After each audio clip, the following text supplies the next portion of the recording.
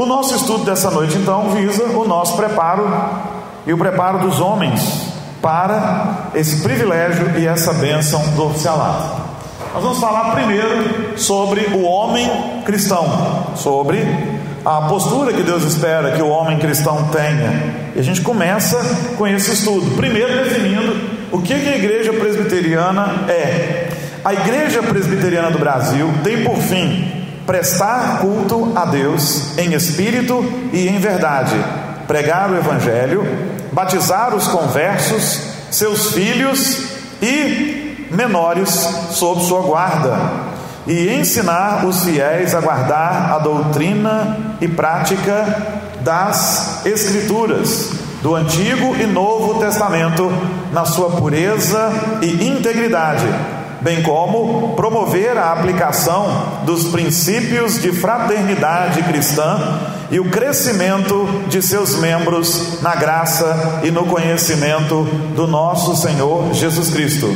Isso está na nossa Constituição da Igreja Presbiteriana do Brasil, no seu capítulo 1, no seu artigo de número 2. Há aqui algumas observações importantes para a gente, que eu gostaria que você pensasse a respeito delas. O que o texto aqui está nos dizendo? Que a igreja presbiteriana tem por fim, o primeiro fim da igreja, a primeira finalidade é prestar culto a Deus.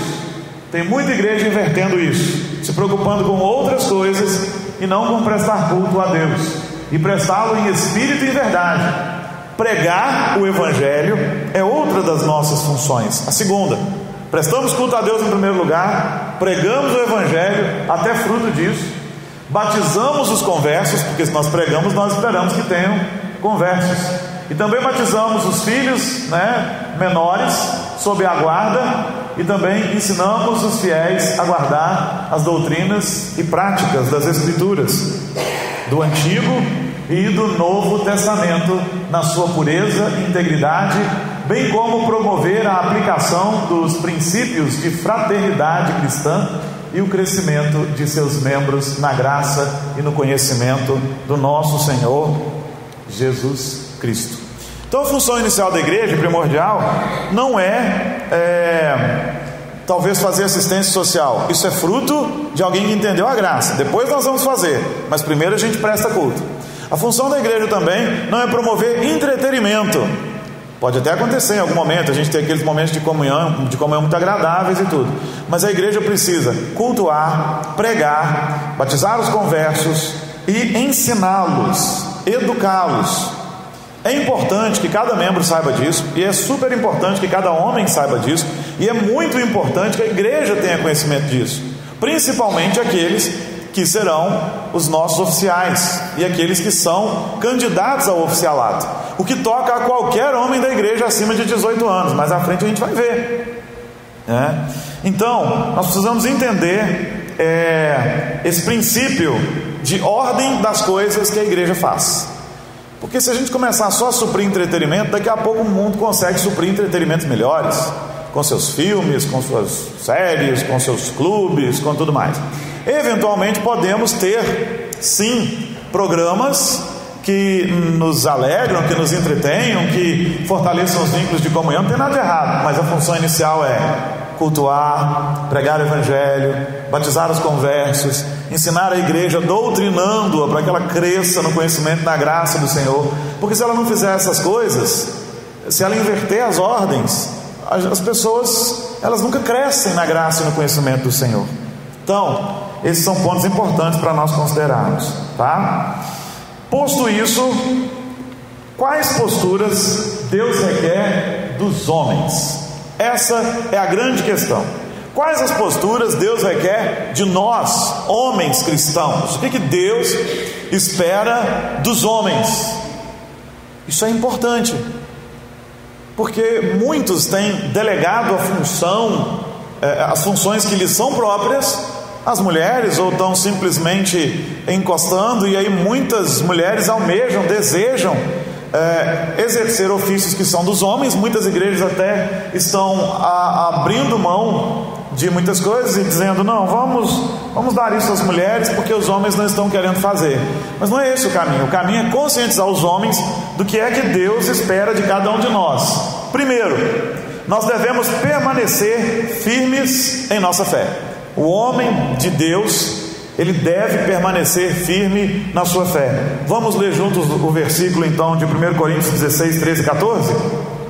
Sede vigilantes, permanecei firmes na fé, portai-vos varonilmente, fortalecei-vos, todos os vossos atos sejam feitos com amor. Está falando só para homens? Não, mas está falando para homens, né? Sobretudo, principalmente quando você lê o portai-vos varonilmente. Varonilmente. Sejam vigilantes, né? Vigiem, tomem cuidado, orem, busquem, aprendam das Escrituras, permaneçam firmes na fé. Vamos permanecer firme na fé. Tem muita coisa complicada que acontece? Tem. Na igreja de Corinto tinha muita coisa complicada acontecendo ali? Tinha problema com idolatria, tinha problema com adultério, tinha problema com no procedimento quanto à Santa Ceia e a festa de comunhão que se realizava ali. Tinham muitos problemas de mulheres querendo tomar os lugares dos esposos ali, tomar a frente deles, mandar mesmo no negócio. E aí o apóstolo Paulo mesmo assim diz: permaneçam firmes na fé, portem-se varonilmente, com varonilidade, fortalecei-vos, e que todos os atos sejam feitos com amor. Então o Senhor espera de cada um de nós homens que permaneçamos firmes na fé, que permaneçamos firmes na fé. E o homem cristão então tem algumas áreas de atuação que ele precisa pensar a respeito delas. Uma delas é na família. Qual a postura que o Senhor espera que o homem de Deus tenha na família? Como marido, ele deve ser uma autoridade que se afirma pelo amor. Texto bíblico, vamos lá, Colossenses 3:19, todos juntos? Maridos, amai vossa esposa e não a trateis com amargura. Então, o marido deve ser uma autoridade que se pauta pelo amor, mas deve ser uma autoridade, mas ele precisa ser uma autoridade dentro da sua casa, sempre, né? O homem cristão deve assumir isso. Ele deve ser então o provedor e o protetor da sua casa. Eu sei que as feministas dão um chilique com isso, mas é o que Deus preparou para a gente enquanto função, para nós homens.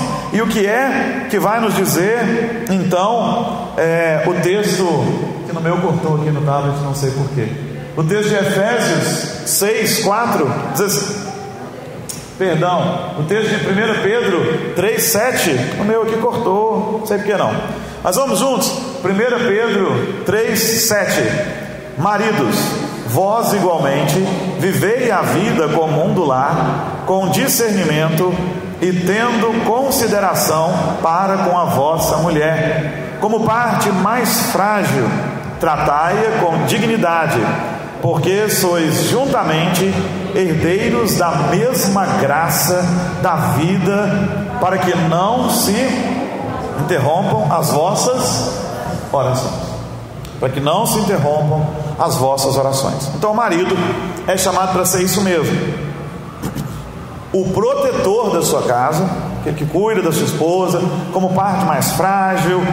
Não estamos entrando na questão da força física, né? Tem mulher que carrega um bujão de gás e tem homem que, né, mirradinho, magrelinho, fraquinho. Mas nós estamos falando que em termos inclusive de questões psicológicas e tudo mais, o homem é programado por Deus, é projetado de uma maneira diferente. E o homem então precisa assumir essas posturas. Ele precisa se entender como provedor do seu lar. Muitos hoje não são mais. E como protetor. É claro que você tem uma circunstância que te foge ao controle em algum momento. Sua esposa estar empregada, você não está, você ficar adoecido, ela precisar te ajudar. Não é o caso aqui. Mas o caso é que existem homens que passam uma vida inteira sendo providos pela esposa, sem a menor vergonha disso. Mesmo que ela ganhe mais do que você, o homem tem que ter alguma coisa, ele tem que ter uma ocupação, ele tem que estar trabalhando, né? E o protetor, no sentido protetor mesmo, se alguma coisa ameaça seu lar, a sua casa, vamos lá, Se você está vendo que alguma coisa está ameaçando essa parte que é a mais frágil, ameaças de verdade mesmo, né? Não aquelas que aparecem assim, que são inventadas muitas vezes, mas a nossa função é verdadeiramente proteger o nosso lar, a nossa casa. É isso que o Senhor espera, que a gente até morra pela nossa casa se necessário for, porque Cristo morreu pela igreja. E hoje em dia parece que está meio em desuso, né? Muitos homens dizem, já que a mulher quer direito igual, deixa ela ter direito igual. Não é assim que funciona. Não é assim que funciona, né? A gente descansar e dizer, deixa a coisa funcionar, deixa a coisa acontecer, deixa a coisa de qualquer maneira. Não. O esposo deve amar a sua esposa como Cristo amou a igreja, e ele se deu por ela, e ele se entregou por ela. O pastor vai falar das mulheres hoje? Não vou falar das mulheres, porque nós estamos falando de uma postura masculina. Mas por que nós estamos falando disso se nós vamos falar de oficialato? Porque nós vamos ver que a Bíblia exige posturas do homem na família, na sociedade, lá na frente, do presbítero. E porque nós estamos precisando, querendo chamar a atenção para o fato de que os homens precisam entender bem o seu papel e assumi-lo. Mesmo os homens de 18, 19 anos, alguém vai dizer, mas um homem de 19 anos, pastor, de 20 anos, ele ainda está muito novo. Não, ele não está, porque ele já está procurando emprego, ele já está preocupado com a sua carreira no futuro, ele já está preocupado com como ele vai se sair bem lá na frente nesse mundo. Então, se já existe uma preocupação desse homem para com o seu emprego e para com as suas questões sociais, precisa haver uma preocupação desse homem também com as questões de fé, com o seu cristianismo, com o seu serviço na igreja. E aí, Ana Luísa vai me ajudar, nesse processo todo aí de ensinamento, Qual a postura que Deus espera do homem como pai dentro da sua família? Isso é um outro ponto. Ele deve ser ensinador, Ele deve ser ensinador e exemplo. Vamos lá? Efésios 6:4. Todos juntos. E vós, pais, não provoqueis vossos filhos a ira, mas criai-os na disciplina e na admoestação do Senhor. Então, um bom pai dentro de casa, ele vai disciplinar e ele vai admoestar seu filho. Ele vai ter uma conduta tal que ele não precisa irar ninguém, ele está dando exemplo, Disciplina é uma parte importante, que muitas vezes o marido tem deixado em segundo plano, tem delegado para a mulher. Não, quem resolve com os meninos é a mulher. Não, a gente tem uma função muito importante aí, e quem educa o filho é pai e mãe, juntos. Ninguém mais tem nada com esse processo. Isso é um processo do pai e da mãe, mas é do pai também. O pai não pode simplesmente dizer, a mulher que cuida dessas coisas, eu já fico ocupado o dia inteiro, eu não tenho que me preocupar com isso. Não. Pais aqui está no plural, se referindo a pai e mãe, se referindo a ambos, para que eles deem um exemplo, tenham uma conduta tal que os filhos não fiquem irados, que eles disciplinem seus filhos e que eles os admoestem no Senhor, o que é uma preocupação que a gente expressou esse fim de semana, Às vezes se preocupam em admoestar o filho e ensiná-lo para o mundo lá fora, mas quando chega nas questões do Senhor, às vezes deixa a desejar. Então, como pai, um homem precisa ser exemplo e precisa ser ensinador, tá bom? Até aqui, algum ponto que você gostaria de colocar? Vamos lá então? Na igreja, o que Deus espera dos homens na igreja. E aqui é um dos pontos mais complicados mesmo, com a maioria. Claro que não é generalização. Tem caras bons aí dentro da igreja, tem caras bons na casa do Senhor, tem caras bons trabalhando aí para o Senhor e na casa do Senhor, mas é um percentual que pode melhorar muito. Nós temos muitos homens na igreja, muitos mesmo, que podem assumir posturas que vão abençoar a obra do Senhor, vão abençoar o trabalho do Senhor. Por isso, essa necessidade de pensarmos sobre o que Deus espera do homem na igreja. Na igreja deve ser exemplo a ponto de servir. Na igreja ele deve ser exemplo ao ponto de servir. E o texto que nós vamos usar é o texto de 1 Timóteo 3, de 1 a 7. E nós vamos lê-lo agora então. E ele diz assim, vamos todos juntos? Fiel é a palavra. Se alguém aspira ao episcopado, excelente obra almeja. É necessário, portanto, que o bispo seja irrepreensível, esposo de uma só mulher, temperante, sóbrio, modesto, hospitaleiro, apto para ensinar, não dado ao vinho, não violento, porém cordado, inimigo de contendas, não avarento, e que governe bem a própria casa, criando os filhos sob a disciplina, com todo o respeito. Pois se alguém não sabe governar a própria casa, como cuidará da igreja de Deus? Não seja neófito, para não suceder que se ensoberbeça e incorra na condenação do diabo. Pelo contrário, é necessário que ele tenha bom testemunho dos de fora, a fim de não cair no opróbrio e no laço do diabo. 1 Timóteo 3, 1-7. Aí você pode me dizer o seguinte: ô pastor, mas aí está falando para aqueles homens que desejam o presbiterato ou o episcopado. Ele diz assim, né? Fiel é a palavra, se alguém aspira, deseja, almeja o episcopado ou o presbiterato, que são sinônimos, excelente obra essa pessoa almeja. Se essa é uma excelente obra, então todo homem na igreja devia almejar o oficialato, quer seja o presbiterato, quer seja o diaconato. Isso é algo que todo homem deveria almejar, conforme o seu dom. Alguns têm dom para o presbiterato, outros têm dom para o diaconato.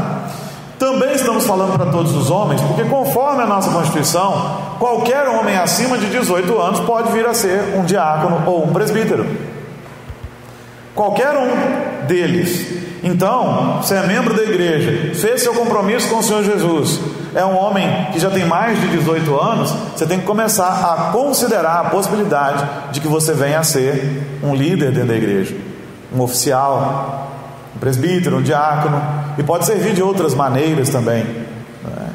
Ministrando aulas, ensinando as crianças, que é um departamento que a gente quase não consegue colocar homens, né? E é preciso aquela figura masculina com postura de homem mesmo, para ser um referencial para os meninos. Então há muitos modos de se servir, e o Senhor espera que os homens sirvam na igreja e que eles sejam exemplos prontos para servir. Todo cristão deve ser, com o homem não é diferente. E qual a postura que Deus espera do homem na sociedade também? Na sociedade, o texto é o conhecido texto de Gênesis, que nós vamos ver, né, que é Gênesis 1:27-30, que diz o seguinte: juntos criou Deus, pois, o homem, a sua imagem, a imagem de Deus o criou, homem e mulher os criou, e Deus os abençoou e lhes disse: sede fecundos, multiplicai-vos, enchei a terra e sujeitai-a, dominai sobre os peixes do mar, sobre as aves dos céus e sobre todo o animal que rasteja pela terra. E disse Deus ainda: eis que vos tenho dado todas as ervas que dão semente e se acham na superfície de toda a terra, e todas as árvores em que há fruto que dê semente. Isso vos será para mantimento, e a todos os animais da terra, e a todos os aves dos céus, e a todos os répteis da terra, em que há fôlego de vida, toda a erva verde lhe será para mantimento. E assim se fez. Gênesis 1:27-30. O que Deus espera do homem então? Que o homem cuide de todas as coisas. O Senhor nos chamou para cuidar de todas as coisas. E na verdade, o Senhor nos deixou 3 mandatos que o homem precisa compreender: o mandato espiritual, o mandato social e o mandato cultural. O mandato espiritual é justamente este mandato pelo qual o homem zela pela vida de espiritualidade, de comunhão com Deus da sua família. Todo homem cristão precisa se preocupar com este cuidado para com a sua família, o cuidado com a espiritualidade. A gente sempre diz e volta a dizer: o homem deve ser o sacerdote da sua casa. Se ele é um homem cristão, é isso que ele precisa ser. E como sacerdote e cabeça, ele deve ser aquele que traz a sua família para a igreja, ele deve ser aquele que se preocupa com as questões devocionais da sua casa. O homem precisa se preocupar com isso. E quando a gente não dá para tratar disso hoje, porque não é o tema. A gente trata muito disso na classe de casados.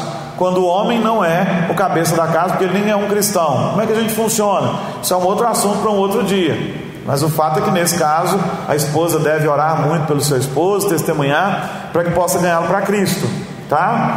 Bom, o Senhor então espera que a gente cumpra o mandato espiritual, nós todos os homens.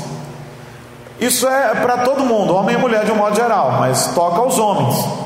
Que nós também cumpramos o mandato social, nós precisamos nos relacionar com as outras pessoas, nós precisamos nos envolver com a sociedade e resplandecer Cristo na sociedade. E que também cumpramos o mandato cultural. Então o homem precisa influenciar na cultura de todas as maneiras.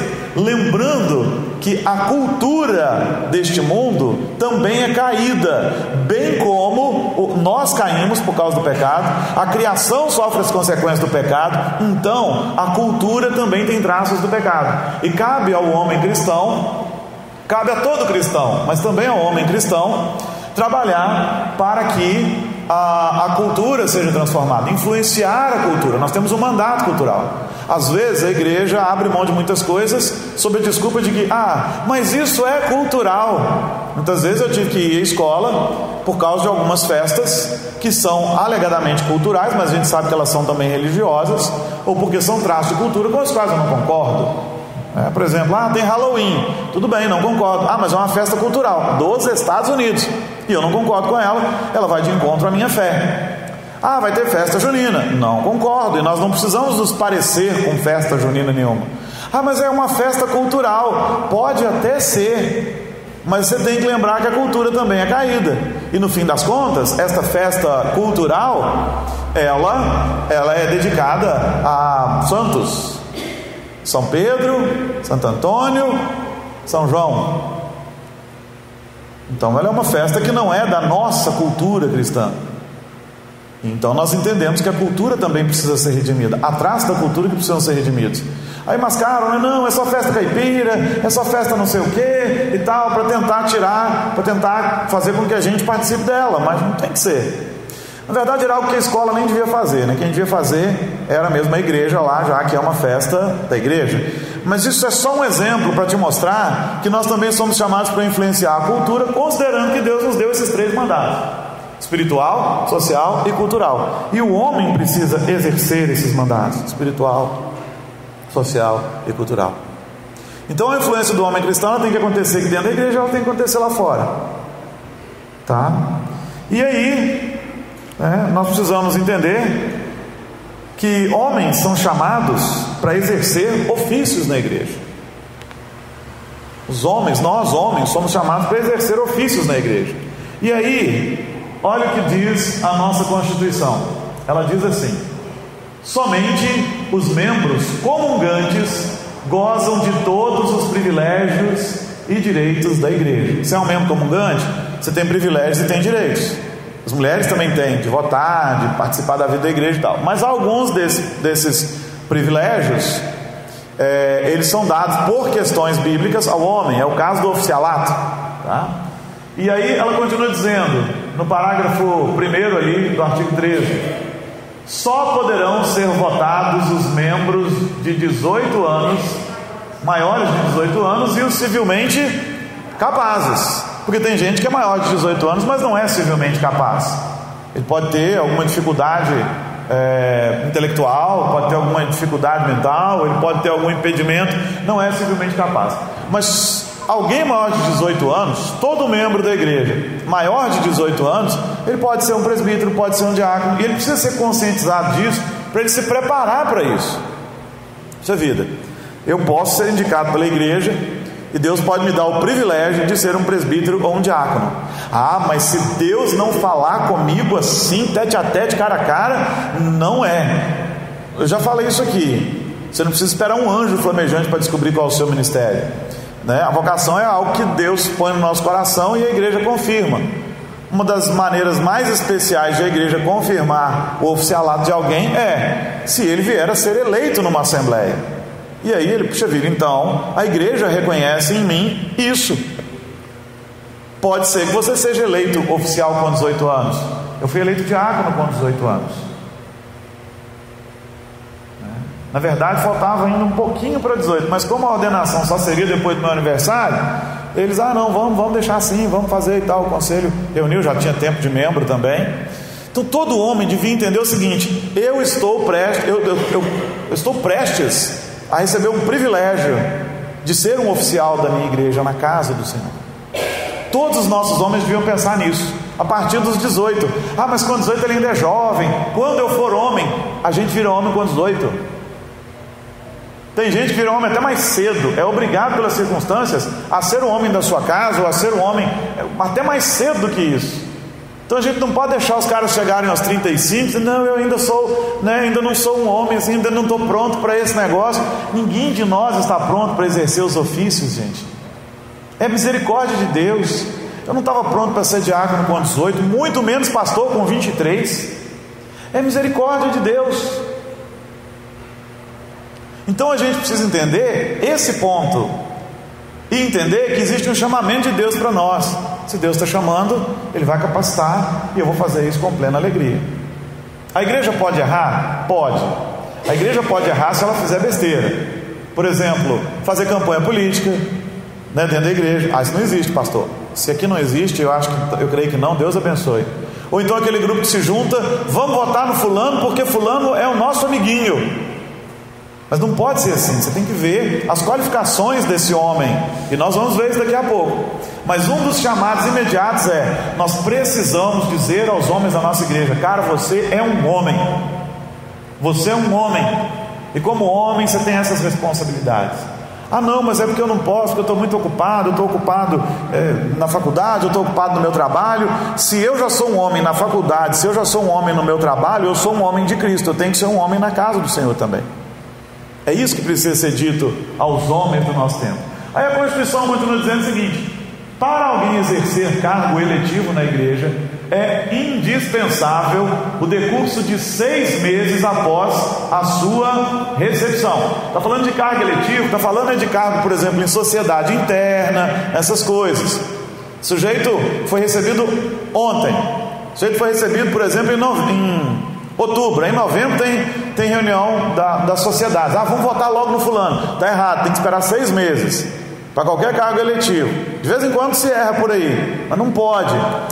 Então presbítero também é assim? Não. Aí o artigo presbítero e diácono, o artigo continua dizendo o seguinte: para o presbiterato ou diaconato, o prazo é de 1 ano, salvo em casos excepcionais a juízo do conselho, quando se tratar de oficiais vindos de outra igreja presbiteriana. Capítulo 3, da Constituição da IPB. Então o que a Constituição está dizendo? Que se o sujeito não tiver 1 ano de membresia completo, ele não pode ser eleito presbítero ou diácono. O que fica a juízo do conselho é no caso de alguém que vem de uma outra igreja presbiteriana, já sendo membro lá, aí ele chega aqui e ele é indicado e de repente ele pode ser eleito. Por que há juízo do conselho? Porque assim, pode ser que o conselho olhe para ele e entenda que ele não pode ser um candidato. Por isso que aqui está dizendo que pode ser eleito alguém que veio de outra igreja presbiteriana, mas a juízo do conselho, porque ele pode chegar aqui e não ter a maturidade devida ainda para o oficialato. Hoje a gente não teve tempo de observar se ele tem. Então por isso é a juízo do conselho. Agora entenda, você tem mais de 18 anos, você é homem, você tem mais de 1 ano de membro, você pode ser um oficial da igreja.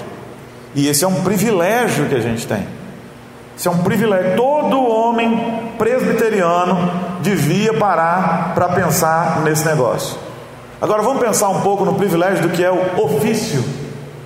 O ofício é, antes de tudo, uma dignidade, um ministério, uma missão, todos em grau acima do comum. Isso é um oficialato, dignidade, um privilégio.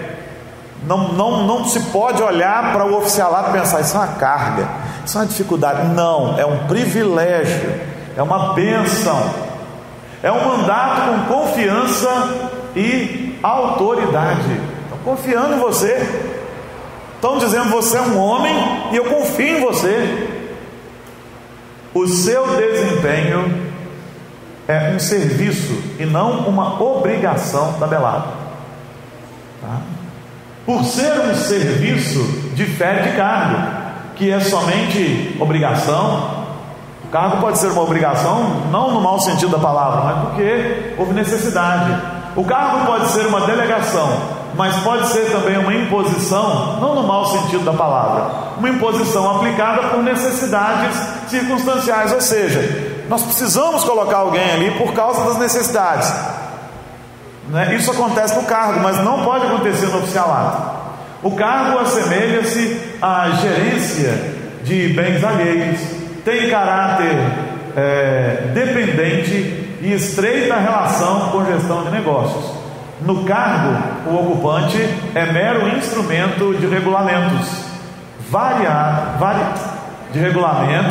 variando a situação conforme as interpretações. É especificamente temporário, né? O cargo é temporário, pode ser que se prolongue por um tempo, né? Mas é temporário, com prêmios e sanções.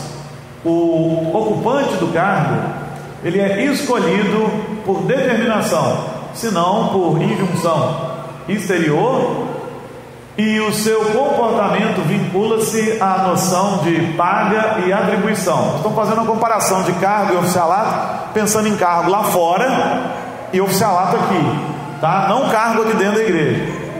Se não objetiva, pelo menos subjetivamente, essa recompensa aí. Isso está no livro O Ofício de Presbítero, do F. Martins, página 8 da nossa editora. Quando a gente está tratando de cargo aqui, nós não estamos tratando de cargo dentro da igreja, nós estamos tratando de cargo se comparado lá fora, ao meio empresarial, e o ofício aqui. E nós estamos dizendo o seguinte: o oficialato não é um cargo. O oficialato não é um cargo, como um cargo empresarial.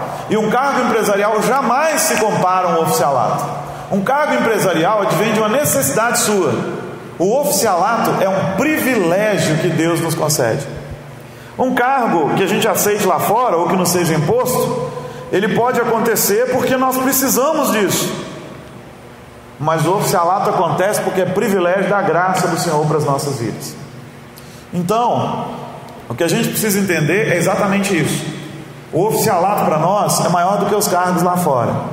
Os cargos lá fora acontecem por necessidades físicas, materiais, né?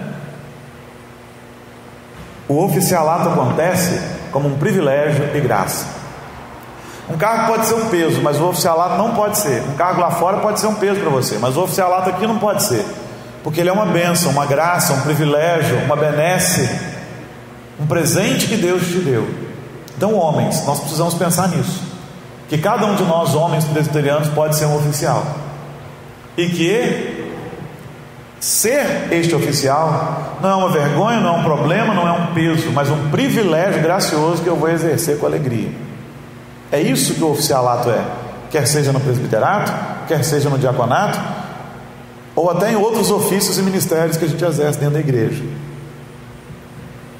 É isso que ele precisa ser. Gostaríamos nós que todos os homens da igreja estivessem aqui para ouvir isso. Nós estamos gravando, depois a gente pretende disponibilizar o áudio, na verdade, mas não é a mesma coisa, né?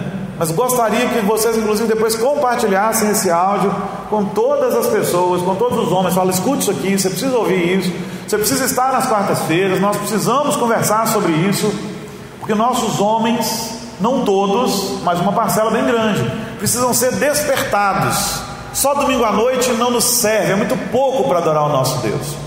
Só de vez em quando não nos serve, é muito pouco para adorar o nosso Deus.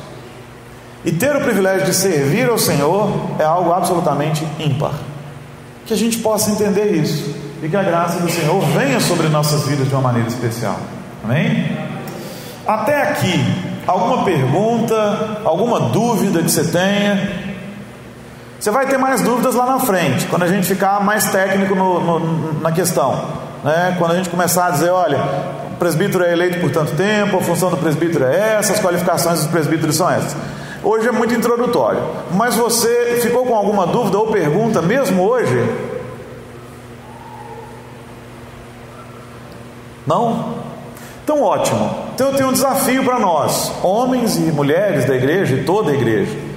Vamos conclamar os nossos homens para estar aqui nas quartas-feiras, e vamos compartilhar tudo isso com os homens.